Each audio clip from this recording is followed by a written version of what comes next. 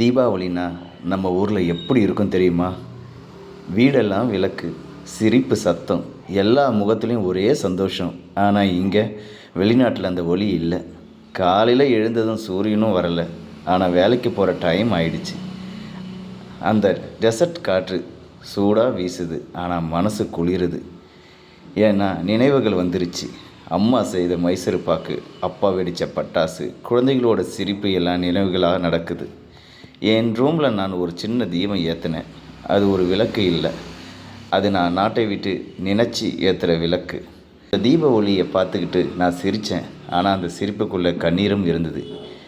ஏன்னா நான் தெரிஞ்சுக்கிட்டேன், அந்த ஒளி அங்கே தான், என் வீட்டில் தான், என் மகளோட முகத்தில் தான் இருக்குன்னு.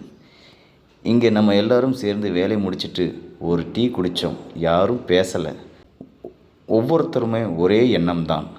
நம்ம வீட்டில் இப்போ ஒளி இருக்கும், நம்ம காரணமாக அந்த சிரிப்பு இருக்கும்.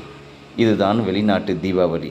இங்கே ஒளி இல்லை, ஆனால் நம்ம மனசில் நம்ம குடும்பத்துக்காக ஒளி இருக்குது. வெளிநாட்டில் இருக்கும் தன் குடும்பத்தை பிரிந்து வாழும் அனைவருக்கும் இனிய தீபாவளி நல்வாழ்த்துக்கள். NPS Tamil channel.